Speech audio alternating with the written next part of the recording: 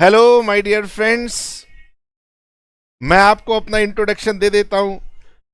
नए स्टूडेंट्स जो आ रहे होंगे वो हमें भूल गए होंगे। मेरा नाम है गगन कपूर, आप हालांकि स्क्रीन पर भी देख रहे हैं, और मैं 1995 से टीचिंग प्रोफेशन में हूं। अब 1995 में उस समय लोकल क्लासरूम कोचिंग होती थी, और फिर धीरे धीरे समय बदल गया। सीए कोचिंग ने बताया कि ऑनलाइन पढ़ाया जा सकता है, और हम ऑनलाइन में आ गए। काफ़ी समय हमने ऑनलाइन पढ़ाया, और अब हमारे पढ़ाए हुए स्टूडेंट्स खुद चार्टर्ड अकाउंटेंट्स भी बन गए हैं। अब वो कहते हैं कि सर, अब हमारे छोटे भाई बहन, कुछ केसेस में तो हमारे जो दोस्त हैं उनके बच्चे भी अब 11th-12th में आ गए हैं। तो वो कहते हैं, यार गगन, हमारा ज़माना कुछ और था जब टीचर कंसेप्ट सिखाता था, और आजकल के टीचर बहुत हैं, बहुत बढ़िया हैं, सुनने में बढ़िया लगते हैं, मजाक करते हैं, प्रेजेंटेशन अच्छी लगती है, क्वेश्चन सॉल्व करवाते हैं, लेकिन कंसेप्ट बिल्डिंग नहीं करते। तो वो लोग जिनका जीवन में एम है सीए बनना, सीएस करना, सीएमए करना, एमबीए करना, अच्छा करियर गोल है, वो चाहते हैं कि हमें कोई ऐसा टीचर मिले जो कंसेप्ट के साथ बात करे। और ऑनलाइन टीचर्स आजकल के जो हैं, जो रीच को बढ़ाना चाहते हैं, वो कहीं ना कहीं इस बात पे थोड़ा सा सेक्रीफाइस कर लेते हैं कि यार कंसेप्ट सिखाऊंगा तो ज़्यादा लोग समझ नहीं पाएंगे। तो मुझे बहुत खास मेरे स्टूडेंट्स ने रिक्वेस्ट की कि सर, हमारे भाई बहनों का ध्यान रखो, हम तो उन्हें आप ही से पढ़वाना चाहते हैं। अब वो जिद करते हैं कि सर आपके पास भेज देंगे, तो प्लीज़ मेरे पास मत भेजिएगा, मैं ऑनलाइन स्टार्ट करता हूं, ऑनलाइन पढ़िएगा, क्या दिक्कत है। तो उन्हीं की रिक्वेस्ट है कि सर, आप भूल गए, आपको हमने 11th-12th से ही बनाया था, तो आज दोबारा स्टार्ट कीजिए।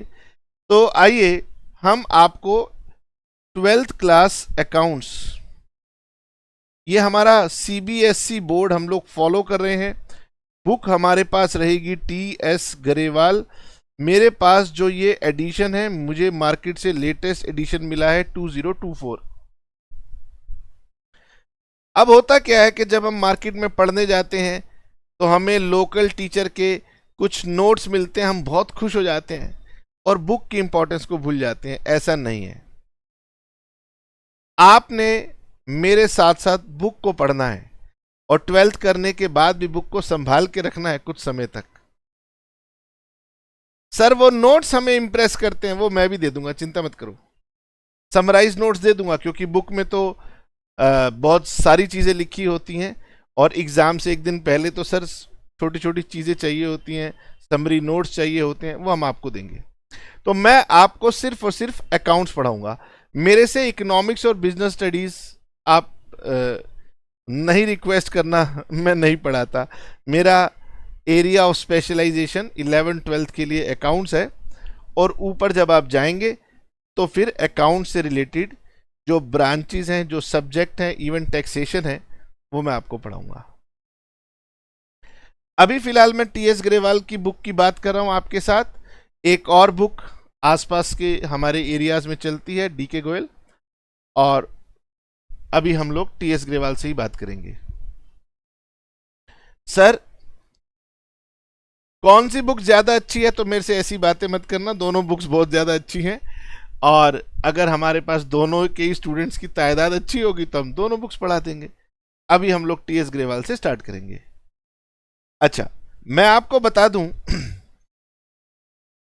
अगर आप कंसेप्ट के साथ अकाउंट सीखना चाहते हैं तो आप सही जगह पर बैठे हैं। अगर आप क्वेश्चंस के आंसर मिलाने में खुश होते हैं तो आप सही जगह नहीं बैठे हैं। मेरा काम आपके क्वेश्चन सॉल्व करवाना नहीं है, मेरा काम आपके कंसेप्ट्स को बिल्डअप करना है।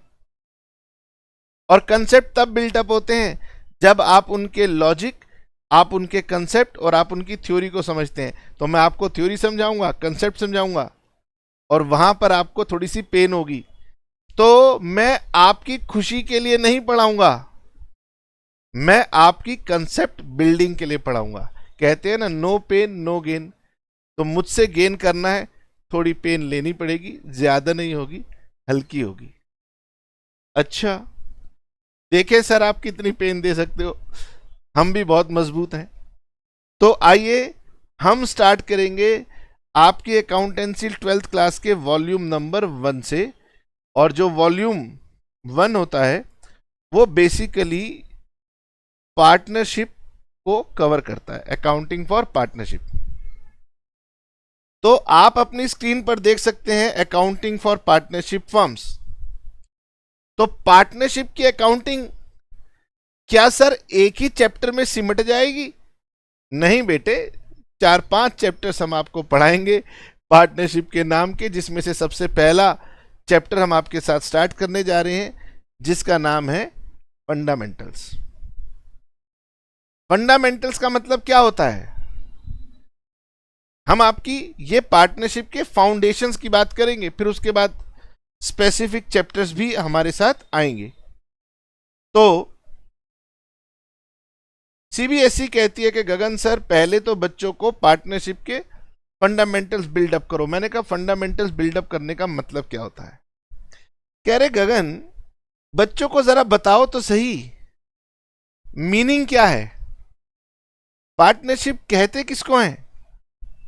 अच्छा, फिर पार्टनरशिप की फीचर्स को समझाना, फिर पार्टनर्स के राइट्स क्या हैं, पार्टनरशिप डीड क्या है, पार्टनरशिप एक्ट क्या है, इन सब के बारे में बताना, थोड़ा सा बेसिक थ्योरेटिकल बातें बताना।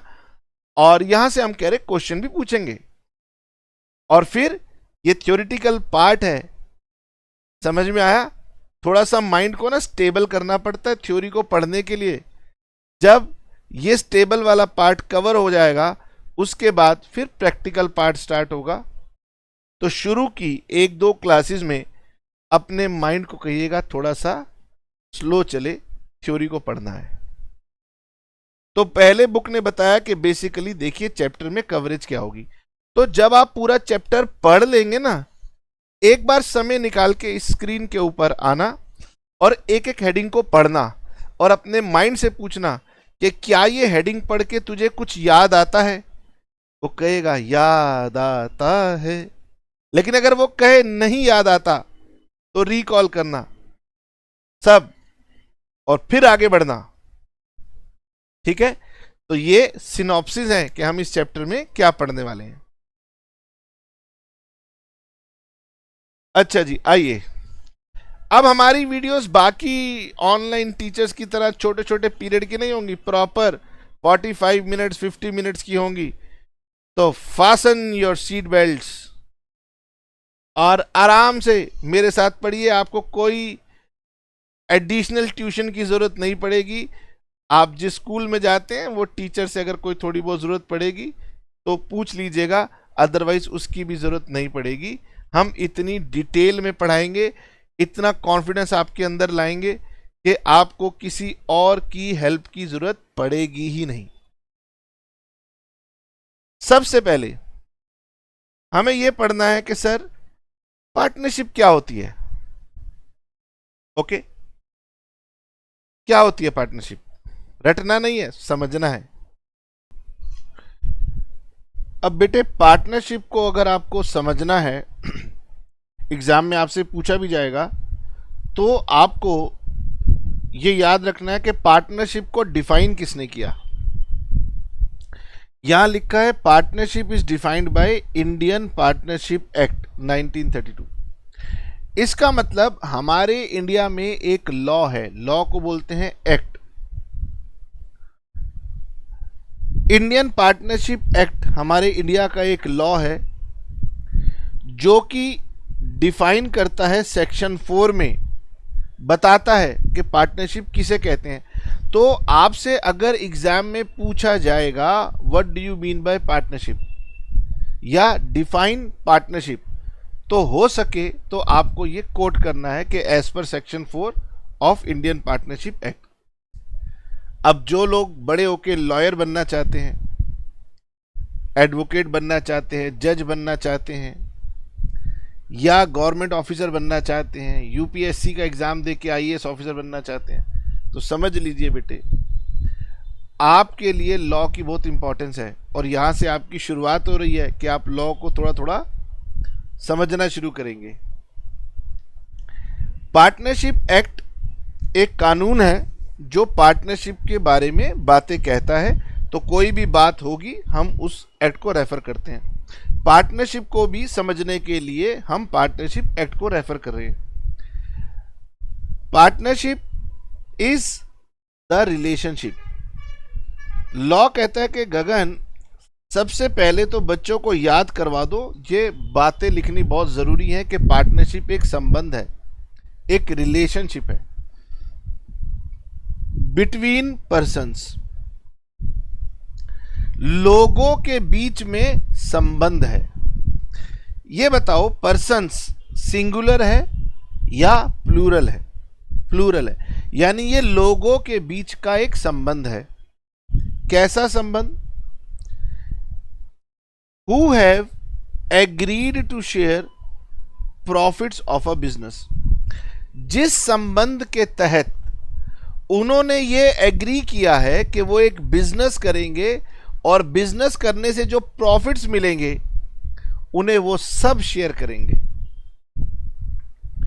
अब सर बिजनेस में क्या लॉस नहीं होगा? तो प्रॉफिट इंक्लूड्स लॉस, यानी कि पार्टनरशिप लोगों के बीच में एक ऐसा रिश्ता है जिससे वो ये एग्री करते हैं कि हम एक बिजनेस करेंगे और बिजनेस में जो भी आउटकम आएगा, प्रॉफिट आएगा या लॉस आएगा, वो हमारा होगा, हम उसे शेयर करेंगे। अब शेयर कैसे करेंगे वो बातें बाद में आएंगी। पहला रिलेशनशिप है, दूसरा लोगों के बीच में है, और तीसरा शेयरिंग ऑफ प्रॉफिट्स है, चौथा बिजनेस होना चाहिए, और पांचवा है कैरिड ऑन बाय ऑल और any of them acting for all. इसको बोलते हैं म्यूचुअल एजेंसी। इसका मतलब वो बिजनेस ऐसा होगा जिसके हम सब मालिक होंगे। हम सब मालिक होंगे का मतलब क्या है? मतलब ये कि अगर ए बी सी डी ई 5 लोगों ने ये संबंध बनाया, 5 लोगों ने एक व्यापार बनाया और ये तय किया कि हम इस व्यापार को मिलकर करेंगे और इसके प्रॉफिट और लॉस को हम लोग आपस में बांटेंगे। तो जो सबसे आखिरी लाइन है, जो बच्चों को कम समझ में आती है, बहुत इंपॉर्टेंट है, इवन इस डेफिनेशन की सबसे इंपॉर्टेंट लाइन है जिसे वो इग्नोर करते हैं, वो ये है कैरिड ऑन बाय ऑल। यानी वो सब लोग, सभी लोगों के पास अधिकार होगा बिजनेस को चलाने का, और any of them acting for all. लेकिन यदि वो सब अवेलेबल नहीं है, उनमें से कोई और व्यक्ति, कोई एक व्यक्ति भी अवेलेबल है, तो वो सबके बिहाफ पर काम कर सकता है। आजकल दिल्ली में पॉलिटिकल पार्टी है, उसका बहुत अच्छा सिनेरियो चल रहा है, उसका मैं उदाहरण दे सकता हूं, पर दूंगा नहीं क्योंकि हम तो सर बच्चे हैं, पढ़ाई की बातें करें। इसका मतलब ये हुआ, ओहो ये क्या रखा है, हाँ जी, अभी आपके लिए नोट करने के लिए कोई खास बात नहीं है, चिंता मत करना। मैंने कहा ए बी सी डी और ई, 5 लिया। पर्सन्स का मतलब तो कोई भी 2 व्यक्ति से भी पार्टनरशिप बन सकती थी, लेकिन मैंने 5 का एग्जांपल लिया। इन्होंने एक बिजनेस बनाया, अब ये बिजनेस 5 मिल के चला सकते हैं। पहली बात कह रही है कैरिड ऑन बाय ऑल, इसका मतलब ये व्यापार ये सारे लोग मिलकर के भी चला सकते हैं। और ऐसा भी हो सकता है कि इनके बिहाफ पर बी और डी ये दोनों मिलके चला रहे हैं। बिजनेस 5 का है, 5 चला लो, कोई दिक्कत नहीं। अगर 5 के 5 अवेलेबल नहीं है, कोई 1 चला लो, 2 चला लो, 3 चला लो, कोई दिक्कत नहीं। अब होगा क्या, जब आप बिजनेस करेंगे तो बिजनेस करने के दौरान बी और डी बहुत सारी डीलिंग्स करेंगे, है ना।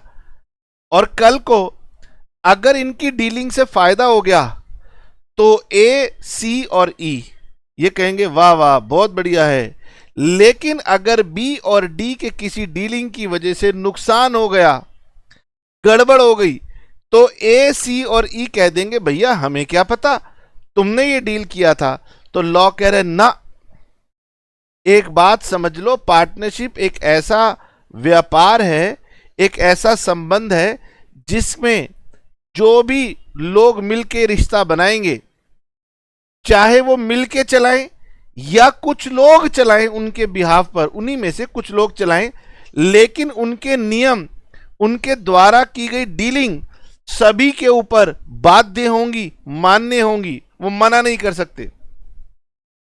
वो ये नहीं कह सकते मुझे क्या पता था सर, मुझे तो जानकारी ही नहीं थी। नहीं, ऐसा नहीं हो सकता।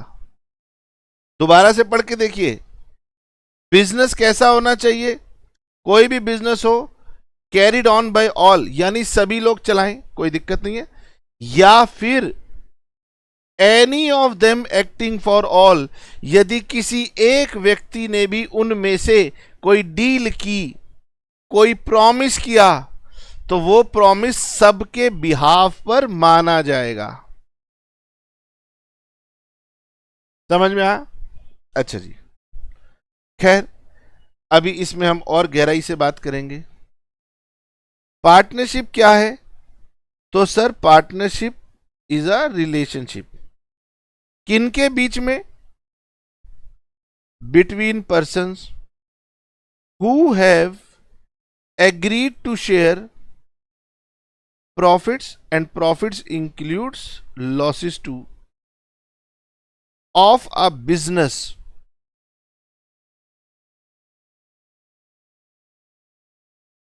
carried on by all or any of them acting for all। ये 5 बातें एक्ट के हिसाब से बहुत इंपॉर्टेंट हैं, तभी पार्टनरशिप बनती है। सर इन 5 में से अगर कुछ मिसिंग हो गया तो क्या पार्टनरशिप नहीं होगी? Answer is no. अब सर ये रिलेशनशिप कैसे बनता है? बस मैंने तुझे देखा, तूने मुझे देखा, मैं तुझे पसंद आ गया, तू मुझे पसंद आ गया, ऐसे बनता है क्या रिलेशनशिप? नहीं, ये बनता है रिलेशनशिप कॉन्ट्रैक्ट से। लॉ में जो लीगल वर्ड है वो होता है कॉन्ट्रैक्ट, ठीक है, लेकिन हम कॉमन लैंग्वेज में इसे एग्रीमेंट भी बोल देते हैं। जो लोग ज्यादा नॉलेजेबल होते हैं वो ऑब्जेक्शन उठा सकते हैं, कह रहे गगन कॉन्ट्रैक्ट वर्ड कहा कर, तुझे तो पता है कि एग्रीमेंट एक कम पावरफुल अनऑफिशियल वर्ड होता है, कॉन्ट्रैक्ट एक ऑफिशियल वर्ड होता है। इसका मतलब ए बी सी डी ई अगर ये मिलके ऐसा रिलेशनशिप बनाना चाहते हैं तो ये रिलेशनशिप कोई बर्थ से नहीं बना, कोई ब्लड रिलेशन से नहीं बना, कोई दोस्ती से नहीं बना, ये इनके बीच में एक लॉफुल एग्रीमेंट होता है, या हम इसे कॉन्ट्रैक्ट बोलते हैं, लीगली बाइंडिंग कॉन्ट्रैक्ट होता है, उससे बनता है। और अभी मैं थोड़ी देर में आपको पढ़ाऊंगा, इस कॉन्ट्रैक्ट का नाम होता है पार्टनरशिप डीड। समझते चलना, आगे चल के फिर ये बात आएगी तो आपको पता होना चाहिए कि ये बात कहां से आ रही है। तो पार्टनरशिप बना रिलेशनशिप से, रिलेशनशिप कोई अपने आप भगवान ने नहीं बनाया, वो आपने खुद बनाया। और कैसे बनाया? कॉन्ट्रैक्ट करके बनाया, और उस कॉन्ट्रैक्ट को हम बोलते हैं पार्टनरशिप डीड, जो कि हम थोड़ी देर में डिटेल में बात करेंगे। अब सर ये रिलेशनशिप होता है लोगों के बीच में। अब लोग कैसे होने चाहिए? तो लॉ कहता है कि जनरली लोग जो होने चाहिए वो ऐसे होने चाहिए जो कॉन्ट्रैक्ट को समझ सकते हो। कॉन्ट्रैक्ट को कौन समझ सकता है? वो कह रहे कि वो समझ सकता है जो कि मेजर हो, माइनर ना हो, ठीक है। इसका मतलब आगे चल के मैं आपको बताऊंगा कि जो माइनर होता है, माइनर मतलब जिनकी उम्र अभी 18 साल नहीं हुई लॉ उन्हें प्रोटेक्ट करता है। लॉ कहता है कि अगर जिसकी 18 साल की उम्र नहीं है, जैसे तुम्हारी 18 साल की उम्र नहीं है, अभी तो तुम पढ़ रहे हो, तुम कैसे बारीकियां समझोगे दुनियादारी की। हालांकि आप समय से पहले ज्यादा मैच्योर्ड है, मुझसे भी ज्यादा होशियार होंगे, लेकिन लॉ कहता है नहीं गगन, जो 18 ईयर्स के नहीं है उनको प्रोटेक्ट करो। तो माइनर लोगों को समझ नहीं होती, या फिर कोई पर्सन ऑफ अनसाउंड माइंड होते हैं।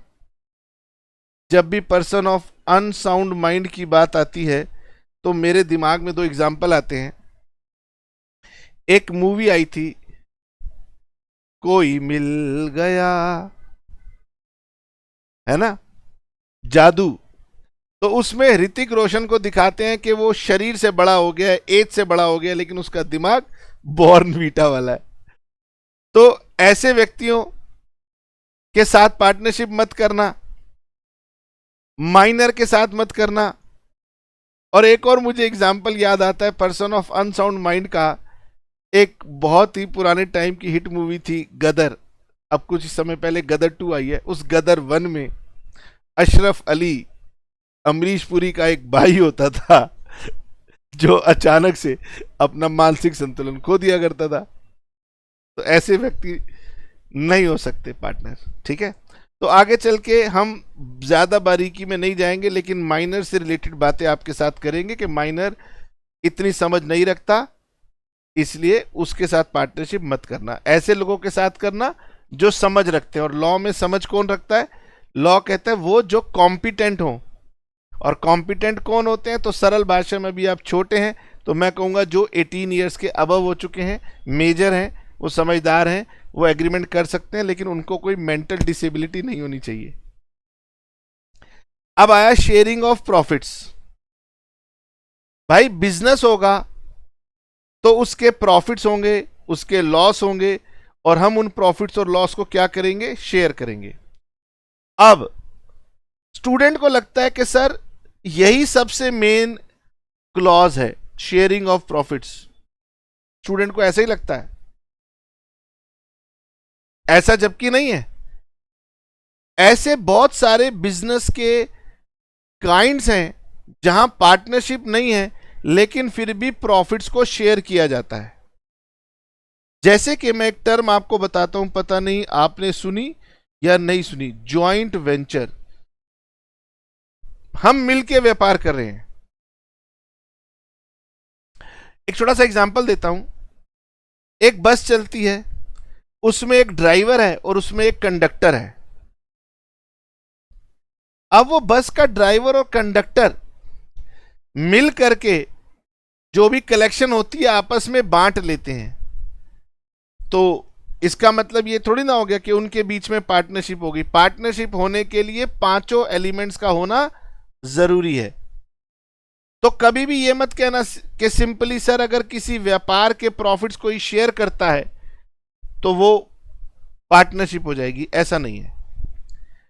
अच्छा जी, पार्टनरशिप जो वर्ड है वो बेसिकली बिजनेस के रिस्पेक्ट में यूज किया जाता है। लेकिन आप देखते हो क्रिकेट का मैच चलता है, अरे उनकी तो पार्टनरशिप बहुत बढ़िया चली, तो हम कॉमन लैंग्वेज में पार्टनरशिप वर्ड का यूज कर देते हैं। लेकिन लॉ कहती है कि गगन हमारे यहाँ पार्टनरशिप का मतलब बिजनेस से होता है, और बिजनेस भी कौन सा होना चाहिए?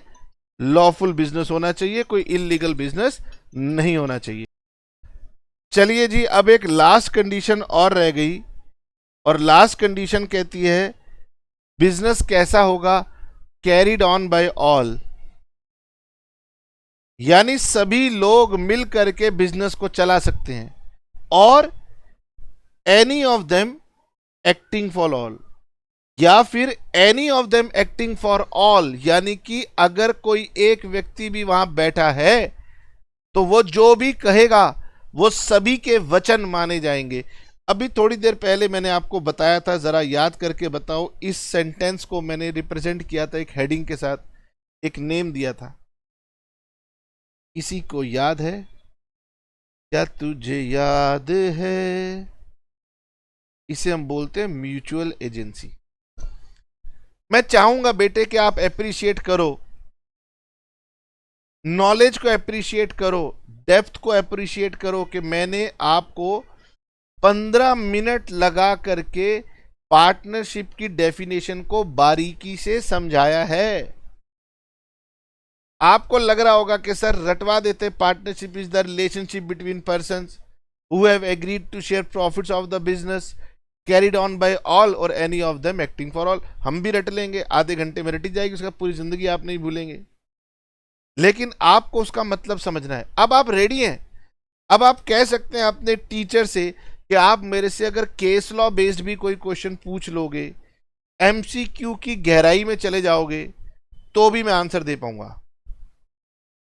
पार्टनरशिप का रिलेशनशिप कैसे बना? लॉ में बना, कॉन्ट्रैक्ट से बना। कॉन्ट्रैक्ट क्या होता है? कॉन्ट्रैक्ट मतलब एक ऐसा एग्रीमेंट जिसे आप अदालत में जाकर के मंगवा सकते हैं कि हाँ इसको ये मानना पड़ेगा। इसको बोलते हैं enforceable law, enforceable agreement. Persons की बात करेंगे तो ऐसे ही नहीं कि कोई भी बच्चा पकड़ लिया, ये पकड़ लिया, नहीं। वो ऐसे लोग होने चाहिए जो कॉम्पिटेंट हों, जो टेक्निकल और बिजनेस डिफिकल्टीज को समझते हैं। उसे लॉ ने नाम दिया है कि वो कॉम्पिटेंट होने चाहिए, कॉम्पिटेंट टू कॉन्ट्रैक्ट। फिर शेयरिंग ऑफ प्रॉफिट्स कोई सोल क्राइटेरिया नहीं होता पार्टनरशिप का। हाँ, ये वन ऑफ द एलिमेंट होता है कि पार्टनरशिप की शेयरिंग, प्रॉफिट्स की शेयरिंग जरूरी है। अब आपसे पूछा जाएगा कि भाई वहां डेफिनेशन में तो शेयरिंग ऑफ प्रॉफिट था, मैं लॉस शेयर नहीं करता, तो प्रॉफिट का मतलब है लॉस को भी वो रिप्रेजेंट कर रहा है। बिजनेस होना चाहिए, और बिजनेस कौन सा होना चाहिए? लॉफुल बिजनेस होना चाहिए। घर पे पत्नी कहती है पति से कि तुम्हारे प्रॉफिट्स में आधा हिस्सा मेरा है, तुमने शादी के 7 फेरे लेते हुए मुझसे ये वायदा किया था। अनऑफिशियली पार्टनरशिप है, लेकिन लीगली पार्टनरशिप नहीं है। सर हमसे एक क्वेश्चन पूछा जाएगा कि एक बिजनेस के 3 पार्टनर हैं, एबीसी। बी ने एक प्रॉमिस कर दिया और उससे नुकसान हो रहा है, और ए और सी मना कर दें, हम नहीं मानते, तो ऐसा नहीं होगा। सामने वाली पार्टी कोर्ट जाएगी और जज बोलेगा भाई इधर आओ, जो भी कहा है तुम तीनों लायबल हो, चाहे किसी एक ने भी कहा हो। क्यों? That is known as mutual agency. आइए जी, एप्रिशिएट कीजिएगा, ये 2 लाइन की डेफिनेशन है, मैंने आपको पूरी गहराई से समझाई है, ठीक है। अच्छा, तो आपको बेसिकली याद क्या करना है? तो आपको ये बेसिकली लर्न करनी है, ये 1.5 लाइन लर्न करनी है इसके साथ। ओके, आगे पढ़ते हैं। ऑथर समझा रहे, अ पार्टनरशिप दस is a business relationship between और अमंग। अगर 2 लोग हों तो इंग्लिश में बिटवीन यूज होता है, 2 से ज्यादा हो तो अमंग यूज होता है। 2 और more person who share profits और losses of the business that may be carried on by all और any of them acting for all. तो ये इसी की रिपीटिशन है। बुक कह रही है कि यार वैसे तो कोई मुझे पढ़ता नहीं है, लेकिन ऑथर कह रहे फिर भी अगर कोई बच्चा ऐसा मिल जाए जो गगन सर का स्टूडेंट हो, और गगन सर कह दें यार कभी भूल जाओ तो पढ़ लिया करो, याद आ जाएगा। तो ये रीडिंग के लिए है, ठीक है। याद करने की लाइन कौन सी है, ये मैंने आपके लिए हाईलाइट कर दी। ओके, ये आपको याद करनी। नाउ सर पार्टनर्स कौन है? पार्टनरशिप तो समझ लिया, पार्टनर्स कौन है? सर फर्म क्या है और फर्म का नेम क्या है, ठीक है। तो पार्टनरशिप इज द रिलेशनशिप, तो पार्टनरशिप रिलेशनशिप है किन के बीच का? Between persons. तो इस रिलेशनशिप में जब कोई बंध जाता है, जैसे जब कोई शादी के संबंध में बंध जाता है तो पति और पत्नी हो जाता है ना। ऐसे ही पार्टनरशिप के रिलेशनशिप में जब कोई व्यक्ति बंध गया तो वो पार्टनर हो जाता है। The persons who have entered into partnership. अब सर पार्टनरशिप क्या कोई दरवाजा है जिसमें कोई घुस गया? इसका मतलब उन्होंने कॉन्ट्रैक्ट किया। तो जिन लोगों ने पार्टनरशिप का कॉन्ट्रैक्ट किया है एक दूसरे के साथ, उन्हें हम इंडिविजुअली क्या बुलाते हैं? पार्टनर्स। दोबारा समझिए, वो लोग, वो पर्सन्स जिन्होंने ये कॉन्ट्रैक्ट किया, रिलेशनशिप किया, उन्हें हम क्या बुलाते हैं? उन्हें हम बुलाते हैं पार्टनर्स। इसका मतलब जो मैंने ये एग्जाम्पल दिया उसमें ये ए बी सी डी ई ये सब क्या हैं? These are called as individually, they are called as partners. Okay, और इन सबको कलेक्टिवली हम बोलते हैं पार्टनरशिप फर्म। यानी इन सबको अगर मैं कलेक्टिवली बुलाऊंगा तो मैं इन्हें नाम दूंगा पार्टनरशिप फर्म। तो हम फर्म कह रहे हैं तो फर्म डिनोट कर रही है पार्टनरशिप फर्म को। और आपको पता है हर एक व्यापार का एक नाम होता है। अब मैं गगन कपूर, ये मेरा इंडिविजुअल नेम है, और गगन कपूर क्लासेस ये मेरे बिजनेस का नेम है। तो जैसे पार्टनरशिप फर्म है तो उस पार्टनरशिप फर्म का कोई नाम भी तो होना चाहिए, तो उसे बोलते हैं, जो बिजनेस का नाम रखा जाएगा उसे बोलते हैं फर्म नेम। ओहो सर, आज हमने बहुत पढ़ाई कर ली। आज हमने पार्टनरशिप की डेफिनेशन पढ़ ली, और आज हमने ये भी समझ लिया पार्टनर कौन है, फर्म किसे कहते हैं, और फर्म का नेम क्या होता है। खैर, थोड़ा सा और पढ़ेंगे, अब ज्यादा प्रेशर वाली बात नहीं है, रिलैक्स हो जाइए, ठीक है। अच्छा, ये आपकी ड्यूटी रहेगी कि आप अपने दोस्तों को बताएंगे, हाँ हाँ तुम्हारे टीचर बहुत बढ़िया होंगे लेकिन इनकी वीडियो सुननी है। आपके मन में बहुत सारे क्वेश्चन होंगे, वो सब मैं बाद में आंसर करूंगा। अभी तो आपका एक काम है, खुद भी पढ़ना है और अपने दोस्तों को, जिनको भी आप जानते हैं, उनको भी आपने बताना है, ठीक है। अच्छा, आगे बढ़ते हैं। सर, इस पार्टनरशिप का नेचर क्या है? ओके, अब सर ये बात क्या आ रही है कि पार्टनरशिप का नेचर क्या है? तो देखिए, होता क्या है, जब भी अभी आप पढ़ रहे हैं, आगे चल के आप बिजनेस करेंगे, तो बिजनेस जब आप करेंगे तो कई बार हम लोग क्या करते हैं, किसी व्यक्ति को इंडिविजुअल बेसिस में हम कोई नोटिस भेजते हैं, हम उससे कोई क्वेश्चन पूछते हैं, और कई बार कलेक्टिव तौर पर पूछते हैं।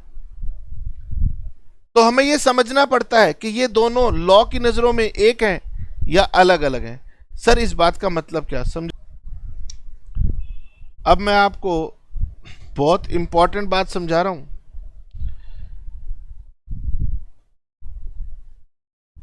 एक दूसरा डायग्राम बना लेते हैं, ए बी और सी, ठीक है। ज्यादातर हम जो क्वेश्चन डील करेंगे उसमें 2 या 3 पार्टनर्स रहेंगे। ए बी सी, इन तीनों ने मिलकर के एक पार्टनरशिप फर्म बनाई, जो भी उसका नाम रखा, ठीक है। ए एक अलग पर्सन है, बी एक अलग इंडिविजुअल पर्सन है, सी एक अलग इंडिविजुअल पर्सन है, लेकिन इन्होंने पार्टनरशिप बनाई है, तो हम इन्हें इंडिविजुअली क्या बुलाते हैं, बताइए? वेरी गुड, हम इन्हें पार्टनर्स बुलाते हैं। तो ए, इसके पास अपनी खुद की इंडिविजुअल वेल्थ है, बी के पास अपनी खुद की इंडिविजुअल वेल्थ है, और सी का अपना वजूद है तो उसकी अपनी इंडिविजुअल वेल्थ है। जब इन तीनों ने मिल करके एक पार्टनरशिप फर्म बनाई, तो उस पार्टनरशिप फर्म के पास अपनी अलग वेल्थ होगी। अब मैं इंडिविजुअल हूं, बिजनेस भी करता हूं, तो मेरे पास बिजनेस में अलग एसेट्स हैं, और मैं पर्सन हूं, इंडिविजुअल हूं, तो मेरे पास पर्सनल एसेट अलग अलग हैं। ओके, नाउ अब जब व्यापार होगा तो कई बार ऐसी सिचुएशन आएगी जहां पर सामने वाले को यह सोचना पड़ेगा कि मैं इस के कंसर्न में किस से बात करूं। समझिए, partnership from legal point of view, अब जब ये बात कानूनी हो जाएगी तो पार्टनरशिप अगर हम कानूनी दृष्टिकोण से देखें तो is not a separate legal entity from its partners. इस लाइन का बहुत मतलब है, गहराई से मतलब है कि पार्टनरशिप का कानून की नजरों में अलग एग्जिस्टेंस नहीं है, पार्टनर से कोई अलग एग्जिस्टेंस उसका नहीं है।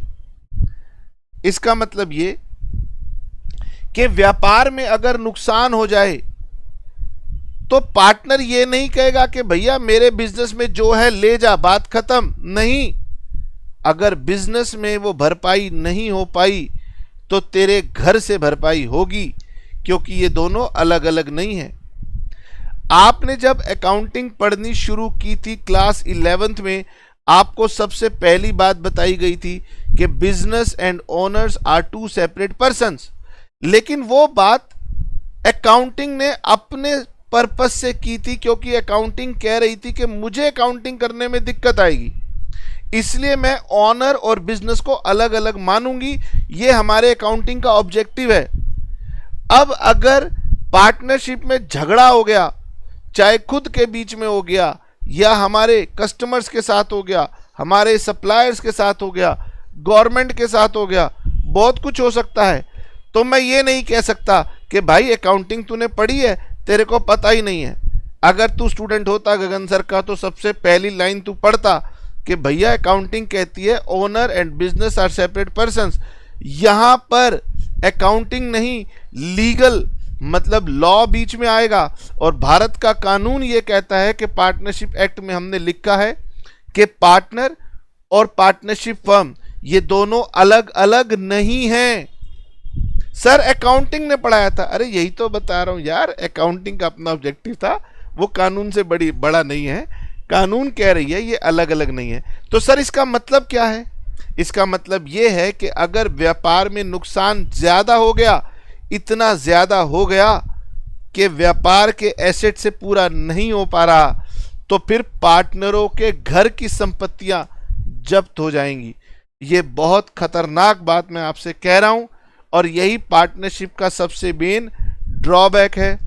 जब जब बात आएगी कि क्या पार्टनरशिप करना चाहिए, क्या डिसएडवांटेज है, तो तब तब यही बात आएगी कि पार्टनरशिप की सबसे मेन डिसएडवांटेज क्या है कि अगर पार्टनरशिप में किसी पार्टनर की भी गलती से भी नुकसान हो गए तो आपके घर के बर्तन तक बिक जाएंगे। तो याद रखिएगा कि partnership is not separate legal entity from its partners. क्यों?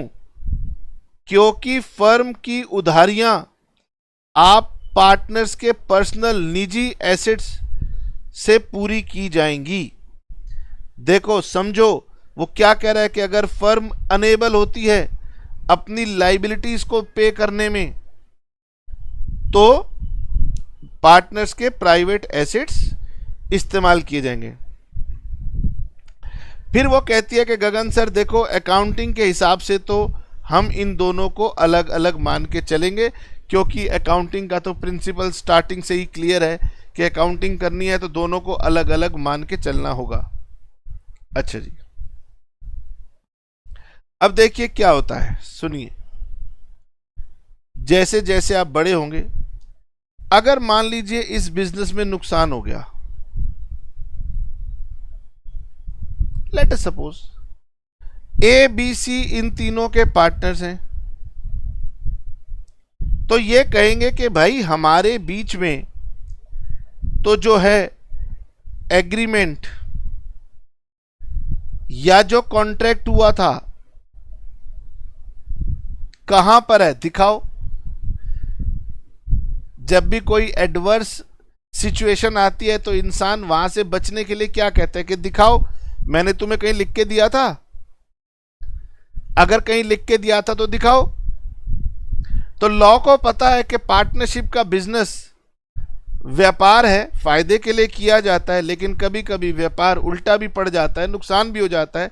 तब हर व्यक्ति अपने आप को बचाने की कोशिश करता है। तो ऐसे में वो लोग कहेंगे बताओ कहां लिखा है।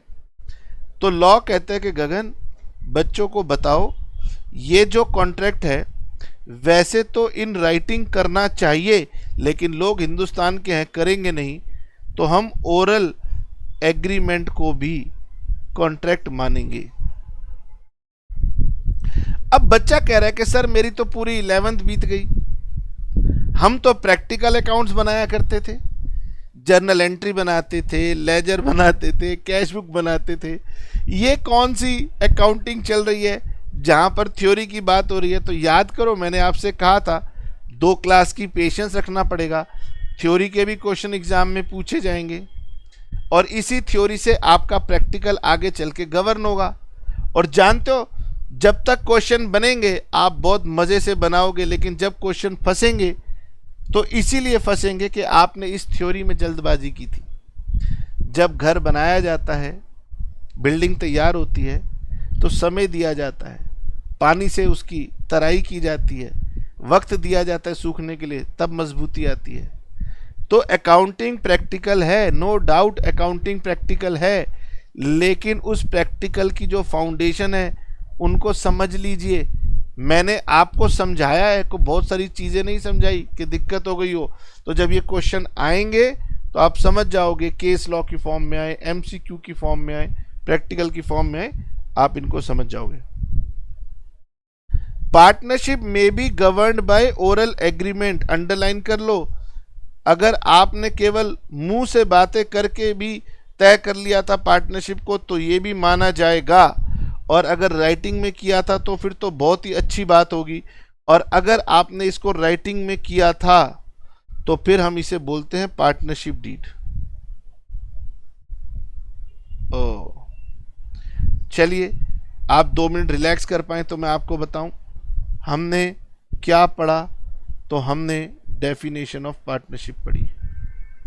ज़रा 2 मिनट वीडियो को पॉज करके अपने मन में रिकॉल करने की कोशिश कीजिए कि पार्टनरशिप क्या होती है, और उसमें मैंने 5 इंपॉर्टेंट कैरेक्टरिस्टिक्स मार्क करवाई थी, उनको याद करना। फिर याद करना कि पार्टनर्स कौन होते हैं, फर्म कौन होती है, और फर्म का नेम क्या होता है। फिर याद करने की कोशिश करना कि क्या पार्टनर्स और पार्टनरशिप फर्म लॉ की आइज में 2 अलग अलग पर्सन हैं या नहीं, और अगर ये 2 अलग अलग पर्सन नहीं हैं तो ये बात मैंने आपको क्यों बताई। इसका कारण ये है कि बिजनेस में नुकसान होंगे तो घर से पूरे किए जाएंगे पार्टनर्स के। ओहो, ठीक है सर। अब सर ये जो हमारा कॉन्ट्रैक्ट है पार्टनरशिप जिसकी वजह से बना, जिसे हम कैजुअली एग्रीमेंट बुला देंगे, ये ओरल भी चल सकता है, रिटर्न भी चल सकता है। रिटर्न होगा तो इसे पार्टनरशिप डीड बोलेंगे। ये अभी तक का क्रक्स है, कोई बहुत भारी बात नहीं है। सर अब तो छोड़ दो, अरे छोड़ देता हूं, रुको ना। बस जो मैंने आपको बताया, अब आप बुक से वो रीड करके मुझे नेक्स्ट क्लास में बताएंगे कि ये सारी बातें आपको समझ में आई। 2 से ज़्यादा पर्सन होने चाहिए, माइनर, इसको ध्यान से पढ़िएगा, इम्पॉर्टेंट है, ठीक है। एग्रीमेंट जिसे हम पार्टनरशिप डीड बोलते हैं, बिजनेस का होना ज़रूरी है, प्रॉफिट के शेयरिंग का होना ज़रूरी है, और म्यूचुअल एजेंसी। ये सारी बातें मैंने आपको बता दी, ये नेक्स्ट पेज में बुक ने लिखी हैं। आपका होमवर्क होगा, इनको आपने रीड करना है और मुझे बताना है कि ये बातें समझ में आई या नहीं आई। हाँ, यही आपका होमवर्क है। जो पढ़ाया है उसे रिकॉल करेंगे और कोशिश करेंगे जो मिनिमम बातें मैंने बताई हैं उसे याद करेंगे। फिर हम नेक्स्ट क्लास में मिलेंगे और ये बताएंगे कमेंट में लिख करके। ये बताना ज़रूरी है कि क्या आपको मेरी टीचिंग में कुछ गहराई दिखती है या नहीं। अगर आपको मेरी टीचिंग में गहराई नहीं दिखती तो फिर कोई फ़ायदा नहीं है, फिर आप क्वेश्चन सॉल्व करने वाले स्टूडेंट हैं। आप कभी भी आगे चलकर अगर कोई भी आपके आंसर को गलत कह देगा तो आप मान जाओगे हाँ गलत है, लेकिन अगर आप डेप्थ में पढ़ने वाले स्टूडेंट हो तो आप टीचर की भी आंखें खोलोगे कि नहीं मैम, मैंने जो किया है वो सही है, उसके लिए ये लॉजिक है, ये रीज़न है। तो पहला तो आपने कमेंट में लिख के बताना है कि आपको मेरी एजुकेशन में कुछ वजन लगता या नहीं लगता। फिर आपको बताना है कि आप उस कैटेगरी के स्टूडेंट हो जो गहराई में पढ़ना पसंद करते हैं। और फिर आपको ये भी बताना है कि आपको मेरा लेक्चर अच्छा लगा, किसी को रिकमेंड किया या नहीं किया। कमेंट में नहीं लिखोगे तो नई वीडियो बनानी छोड़ दूंगा, ये पनिशमेंट होगी फिर आपकी। ठीक है, मैं आपको इतना एफिशिएंट बना दूंगा कि आप खुद ही टीचर बन जाओगे। वो टीचर कहेगा इधर आ, मैं तुझे पढ़ाता हूं, तुम कहोगे कि अरे मैं तुम्हें क्या पढ़ाऊं, इधर आओ मुझसे पूछो, मैं तुम्हें पढ़ा सकता हूं, तुम मुझे क्या पढ़ाओगे। किसी आउटसाइडर कोचिंग की जरूरत नहीं पड़ेगी, किसी फिजिकल क्लासरूम की जरूरत नहीं पड़ेगी। ठीक है, मिलेंगे नेक्स्ट क्लास में, लेकिन कमेंट में लिख के बताना जरूरी होगा। ठीक है जी, चैनल सब्सक्राइब कर लेना, क्या हुआ, बाकी बातें करेंगे।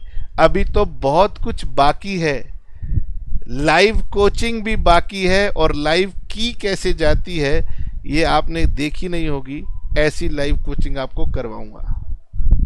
चलिए, tata bye bye, see you.